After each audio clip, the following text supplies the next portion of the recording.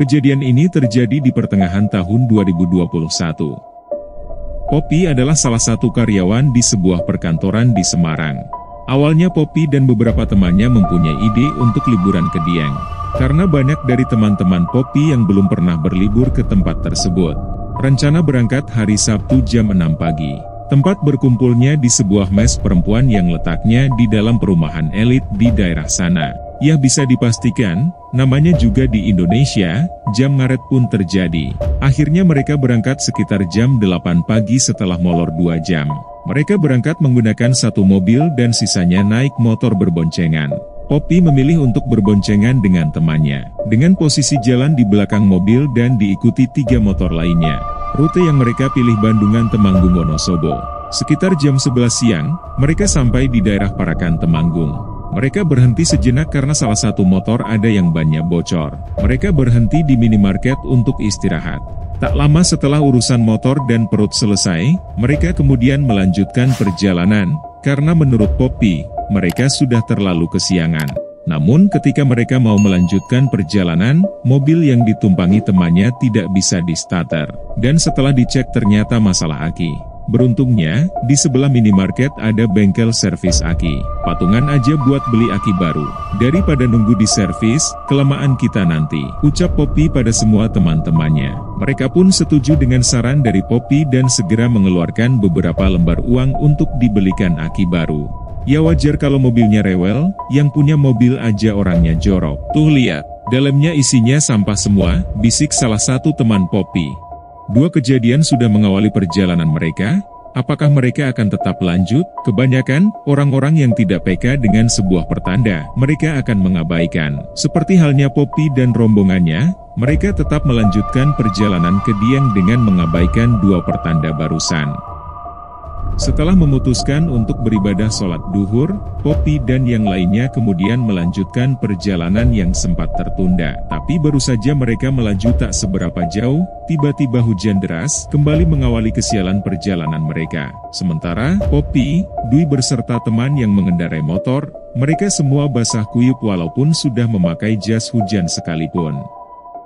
Sesampainya di perbatasan Temanggung Wonosobo, mereka kembali berhenti sejenak, mengatur nafas dan memastikan kondisi teman yang lain.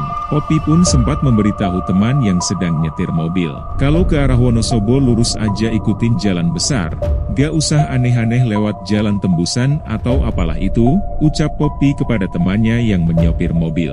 Namun apa yang sudah Poppy katakan, rupanya teman Poppy kurang percaya yang akhirnya ia memakai Google Maps. Tapi bukannya lebih cepat sampai, justru mereka kesasar masuk ke dalam pemukiman warga, yang dimana jalan itu jalan buntu. Mereka pun akhirnya putar balik dan kembali ke tempat semula, di jembatan perbatasan. Kondisi saat itu masih diguyur hujan deras, hingga Poppy dan teman lainnya yang bermotoran, sampai menggigil kedinginan. Bukan tanpa sebab, karena kondisi di daerah itu sudah termasuk dalam dataran tinggi. Poppy memperkirakan kalau perjalanan yang mereka tempuh sudah hampir 2 jam, mereka harusnya sudah sampai. Namun hingga waktu menunjukkan pukul 3 sore, mereka tak kunjung sampai. Kok kayak masih jauh ya rasanya, batin Poppy saat itu. Sudah menjadi hal wajar dan lumrah kalau mereka merasa kesal karena kondisi yang lelah dan kedinginan. Dengan baju kotor dan basah sekalipun, semangat mereka tetap membara. Tepat pukul 4 sore, akhirnya mereka sampai di tujuan, di tempat wisata Dieng. Cari makan dulu ya aku lapar, ucap Poppy pada teman-teman yang lain. Yang lain pun setuju dan memutuskan untuk mengganjal perut walaupun hanya dengan mie instan di warung terdekat. Setelah itu karena sudah terlampau sore, mereka buru-buru ke tempat yang akan mereka tuju. Namun sialnya, sesampainya di sana, rasa kecewa harus mereka dapati. Pasalnya, jam operasional tempat wisata untuk pengunjung sudah tutup. Tanpa pikir panjang, Poppy yang saat itu masih hafal dengan tempat wisata yang ada di sana, menyarankan untuk pergi ke Kawah Sikidang. Yang lain pun mengiyakan. Tepat pukul 5 sore mereka sampai di Kawah Sikidang. Gak banyak yang mereka lakukan di sana karena mengejar waktu. Mereka hanya mengabadikan momen kebersamaan dengan jepret sana jepret sini menggunakan ponsel masing-masing. Bersamaan dengan itu, kabut tebal mulai turun dan adzan maghrib mulai berkumandang, memaksa Poppy dan rombongan untuk segera keluar area kawah. Yah, Kalian juga pasti tahu kan, waktu itu ayah surup, yaitu waktu pergantian siang dan malam, di mana jin dan setan mulai menunjukkan eksistensinya. Tapi mereka lupa akan hal itu. Pop, gantiannya, kamu yang ikut mobil, aku nebeng di motor. Ucap salah satu teman Poppy meminta Poppy untuk bergantian tempat. Ibarat kata, pucuk dicinta ulam tiba. Poppy pun mengiyakan. Akhirnya bisa senderan. Batin Poppy bahagia. Mereka memilih rute yang berbeda dari sebelumnya. Via Bawang, Batang kemudian Semarang melalui Pantura. Biar lebih cepat, pikir Poppy. Sebenarnya aku sudah ngerasa aneh dan serem. Di dalam mobil tuh ribut banget. Biasanya aku juga seribut mereka, tapi entah kenapa, rasanya gak mood banget buat ngobrol. Akhirnya aku yang duduk di kursi belakang ya cuman diam aja, kata Poppy sambil mengingat-ingat. Selama perjalanan, teman-teman Poppy bernyanyi dan ketawa gak jelas. Sampai salah satu teman Poppy yang bernyanyi itu membuka jendela mobil dan teriak mengajak teman yang naik motor untuk ikut bernyanyi. Di samping itu, mereka melewati jalanan yang sepi dan tanpa penerangan kecuali dari kendaraan mereka. Dan parahnya, kabut tebal mulai turun dan menutup jarak pandang mereka. Poppy kesal dan mulai memarahi teman yang ribut itu. Sampai Ardian yang saat itu sedang menyetir pun memarahi karena sudah merasakan kalau malam itu sudah tidak beres. Tapi namanya juga orang ngeyel, orang yang ribut tadi tetap saja tidak mengindahkan peringatan dan melanjutkan teriaknya. Yah, seperti itulah teman-temanku, kata Poppy sambil menghembuskan nafas. Selama di perjalanan, Poppy benar-benar merasa kesal banget. Hingga tanpa aba-aba, Ardian yang sedang menyetir pun tiba-tiba menghentikan kendaraannya. Membuat mereka semua yang ada di dalam mobil terkejut. "Hei, itu apa putih-putih?" ucap Ardian sambil nunjuk. Sontak, Poppy pun langsung melirik ke arah yang ditunjuk Ardian. Dan Poppy pun membenarkan, kalau ia juga melihat ada sosok putih terbang.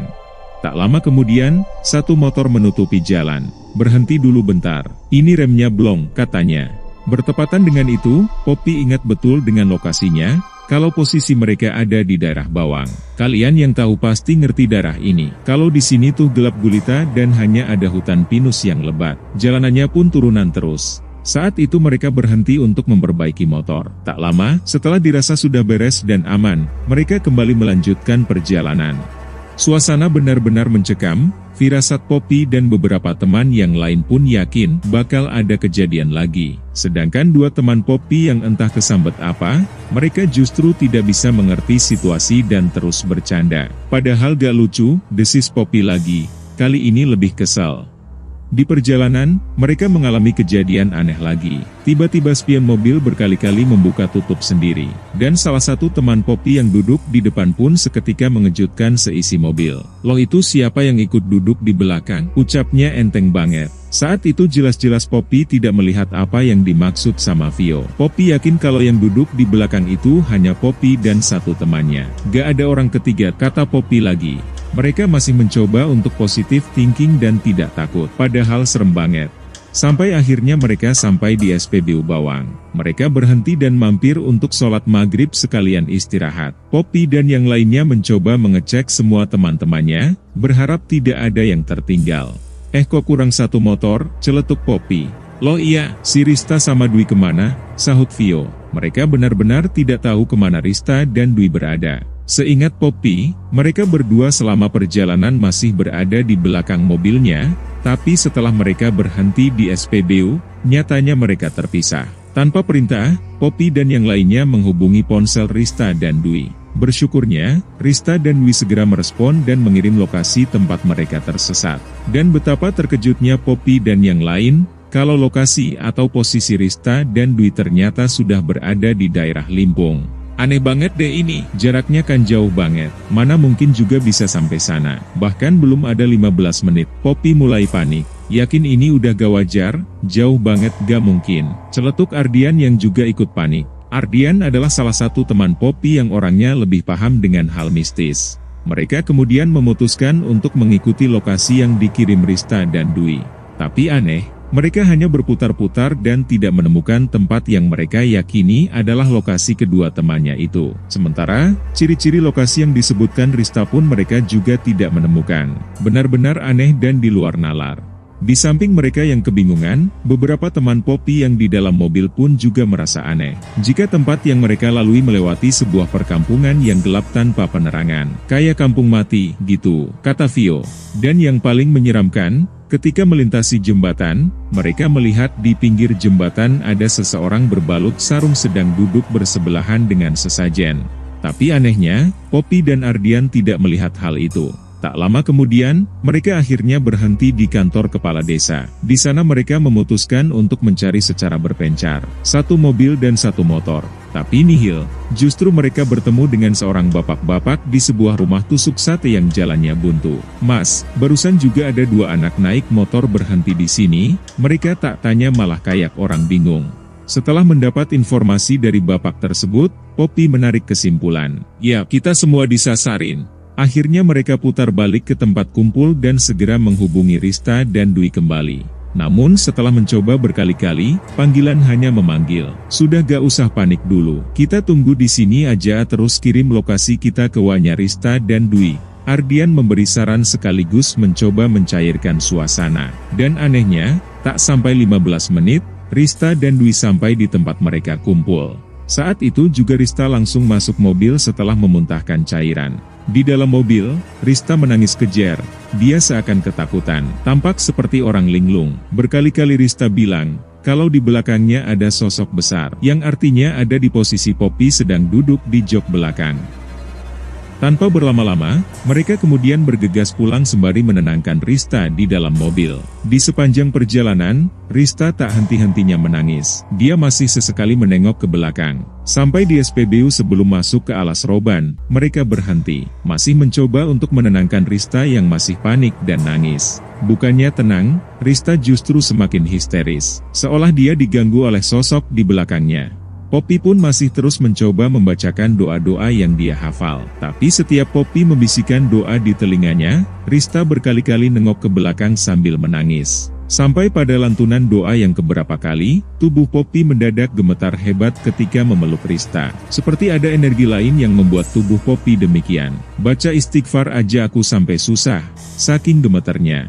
Poppy masih berusaha untuk tetap tenang sambil membacakan doa sebisanya. Dan karena Poppy merasa gak kuat, Poppy sebentar menjauh dari Rista. Aneh, pas aku menjauh dari Rista, tubuhku malah biasa aja, gak gemeter lagi. Rista pun meronta dan teriak kalau mau keluar dari mobil. Tapi Poppy masih bisa mencegahnya. Karena sudah buntu, Poppy dan yang lain memutuskan untuk membawa Rista ke tempat orang pintar atau praktisi spiritual setelah mendapat kabar dari temannya yang ada di daerah Batang. Poppy dan beberapa temannya memilih untuk menunggu di SPBU, sedangkan Ardian, Rista dan Vio, mereka yang ke tempat orang pintar tersebut. Gak lama, mereka akhirnya kembali. Poppy masih tetap di sebelah Rista untuk menenangkan dan membacakan doa untuk Rista. Sampai pada keanehan yang berikutnya, setiap Rista dibisikkan doa, dia selalu menghindar. Rista, cepat banyak ngucap astagfirullah, kata si Vio. Rista malah bicara gak jelas sambil senyum yang itu bukan Rista banget. Setelah dirasa cukup istirahatnya, mereka kemudian melanjutkan perjalanan menuju Semarang. Karena waktu sudah menunjukkan pukul 12 malam. Dan ternyata perjalanan mereka masih tetap dipersulit. Salah satu ban motor milik temannya bocor lagi. Pada pulang duluan aja kasihan Rista. Aku cari tambal ban abis itu nyusul, kata Ardian. Frustasi dan sempat debat panjang. Tiba-tiba Rista teriak kencang yang membuat seisi dalam mobil terkejut dan diam. Enggak kayak gitu, berangkat bareng, pulang juga bareng, sahut si Rista sambil teriak. Oke, aku pikir dia udah baikan, jadi kita nurut, batin Poppy. Setelah mengalami suasana mencekam dan banyak drama, mereka kemudian melanjutkan perjalanan. Poppy dan yang lainnya karena kelelahan, akhirnya tertidur kecuali teman yang menyopir. Di situ Rista mulai aneh, dia mulai manja ke Poppy. Namun Poppy tak menggubris karena memang kelelahan. Tepat pukul 2 dini hari, mereka baru sampai di mes dan lanjut istirahat. Keesokan harinya, di Minggu pagi, Poppy mengira kalau semua sudah kembali normal. Ternyata dugaannya salah. Rista berubah seperti semalam. Dia itu orangnya nyablak dan ribut, tapi sekarang dia kalem dan bahasanya halus. Bahkan dia yang biasanya manggil aku Cuk malah nyebut nama panggilanku dengan lengkap dan suaranya begitu lembut banget dan itu bukan dia banget. Terus tiba-tiba dia bisikin aku gini. Poppy, orangnya masuk kamar depan, tidur sama Mbayul, kata Rista sambil ketawa. Dia cekikian senang. Anjir, panik banget tapi aku tahan. Dan malamnya kita interogasi dia. Riz, kamu lihat orangnya sehari berapa kali? Tanya Poppy. 3 kali. Di kamar Bakyul, di atas balkon sama tadi ngikutin cari makan. Jawab Rista dengan entengnya. Setelah itu, Poppy dan Vio saling chat dan lirik-lirikan. Kebetulan mereka sama-sama tidur di ranjang atas. Jadi sekamar mereka berempat dengan 2 ranjang tingkat. Sementara para lelaki pada ikut ngumpul untuk memecahkan masalah Rista. Waktu itu, Rista makin aneh, manja dan usil. Poppy pun tak luput dari keusilannya. Mereka menjaga Rista hingga subuh menjelang dan selama itu pula banyak sekali gangguan. Mes tempat mereka tinggali, termasuk tempat angker dan mereka juga sudah pernah diganggu oleh penunggu di sana. Ditambah dengan aura dari Rista yang semakin mengundang mereka yang lain, jadi makin ribut. Mereka duduk melingkar di depan pintu sambil mengingat-ingat kejadian dan kronologi kemarin malam. Tepatnya sebelum kejadian Rista dan Dwi terpisah. Sekarang kita balik sedikit ke alur di mana Rista dan Dwi tersesat. Balik lagi ke sini. Kita kemarin tuh gak lihat kalau kalian belok ke SPBU. Jadi aku sama Dwi lurus aja ngikutin mobil yang di depan. Ya aku kira itu kalian. Dan gak tahu kenapa, aku tuh denger kayak ada orang teriak. Terus aku noleh ke atas. Tiba-tiba telingaku sakit banget dan aku nangis di jalan. Rista mulai bercerita. Nah iya Pop, aku gak lihat kalau kalian belok ke SPBU. Dan aku juga kaget, kok tiba-tiba si Rista ini nangis. Ya aku terus berhenti dulu di situ. Sambung Dwi juga membenarkan. Hingga subuh, mereka pun belum juga menemukan titik terang. Akhirnya para lelaki pulang karena harus kerja. Tepat hari itu, Poppy, Vio, Dwi dan Ardian pergi ke Batang dengan niat untuk mencari kejanggalan yang membuat Rista dan Dwi kesasar. Tapi anehnya, semua riwayat Sherlock Diwa ketika mereka klik tidak muncul di Google Maps. Dan untungnya Ardian masih sedikit hafal jalan, jadi mereka tetap meluncur. Ketika mereka mengikuti jalan atau reka adegan, mereka tampak terkejut karena lokasinya benar-benar berbeda. Terutama Dwi yang saat itu juga ikut. Anjir beda cok, kemarin aku lewat jalan sini halus banget kayak jalan baru. Siapa yang gak nafsu ngebut coba? Terus ini garis jalannya kuning. Sumpah beda jalannya, gak ada lubangan seperti ini, kata si Dwi yang begitu panik. Aneh kamu ay, kan emang jalannya kayak gini? Ngarang aja kamu, jawab Poppy gak sependapat. Sesampainya mereka di SPBU, tempat mereka menunggu yang lain, Dwi kembali terkejut dengan apa yang ia lihat berbeda dengan semalam. Waktu itu aku sama Rista nunggu di tempat keluar SPBU. Sebelahnya Alfamart, terus gak ada kampung kayak gini, cuma ada masjid dan gelap banget, beda sama ini. Aku nungguin tapi kok yang lewat mobil merah semua dan gak ada kendaraan lainnya. Dwi masih panik. Waktu itu tanggal 1, hari ulang tahunku yang jadi hari terburuk karena kurang tidur dan ngerasa tertekan sama gangguan ini, kata Poppy. Dengan banyak pertimbangan dan diskusi, mereka semua sepakat untuk membawa Rista pulang ke rumah. Dengan harapan, mungkin orang tuanya bisa membantu dan tahu akar masalah ini. Mereka berenam, Poppy, Ardian, Vio, Dwi, Rista, dan Kusuma pergi ke rumah Rista tengah malam. Di mobil, Rista menangis dan marah karena dia gak mau diajak pulang. Rista yakin kalau dia itu sehat dan marah karena dianggap aneh. Dan akhirnya Poppy menjelaskan perlahan. Riz, kita gak mungkin kayak gini kalau tingkahmu normal. Tapi kamu beda, kita lihat auramu beda, senyumnya beda, dan bahasamu juga bukan kamu. Tapi kamu gak sadarkan? Kamu kelihatan benci banget sama Ardian dan manja banget ke aku, itu bukan kamu banget Riz, kata Poppy sedikit menjelaskan. Kalian itu jahat, Rista tuh sehat. Kenapa harus dipulangin besok kan kerja? Rista ngomong sambil merengek. Kita gak jahat, justru sayang sama Rista. Makanya kita bantu kamu gini ya karena cuma ini pilihan terakhir kita. Jujur aja kita udah gak kuat ngelindungin kamu, jadi kita balikin ke orang tua yang barangkali bisa bantu Rista, kata si Ardian ikut jelasin. Sesampainya di rumah Rista, mereka langsung menceritakan semuanya. Dan memang orang tua Rista juga sudah mempunyai firasat soal anaknya. Mereka semua meminta maaf karena liburannya malah berakhir seperti ini. Dan gak lama, mereka pamit pulang. Ketika mereka hendak meninggalkan rumah, Rista langsung menangis dan marah ke Poppy dan yang lain karena meninggalkannya di rumah. Namun selang 2 hari, kabar baik menantinya. Poppy, Ardian dan yang lainnya bersyukur kalau Rista sudah balik normal. Sampai sekarang, Kalau kita bahas soal Rista, dia tuh kayak gak percaya dan nganggep kalau kita bohongin dia. Sampai Rista malu sendiri sama kelakuannya, kata Poppy. Itu bakal jadi kenangan yang paling gak terlupakan. Memang, kejadiannya serem dan rumit. Tapi dari kejadian itu kita satu tim jadi kompak dan dekat kayak keluarga. Semoga kejadian kayak gini gak akan terulang lagi sama siapapun. Aku juga berharap kalian hati-hati kalau jalan-jalan atau liburan ke alam terbuka. Terutama kalau menjelang maghrib, mending berhenti sejenak, sholat dulu baru jalan. Jangan kayak kita ini. Mungkin kita diganggu itu karena emang turun dari Dieng di waktu yang salah, sambung Poppy. Ya sekian dulu pengalamanku tahun lalu. Terima kasih yang sudah mau mendengarkan dari awal sampai selesai, semoga terhibur dan bisa diambil pelajarannya.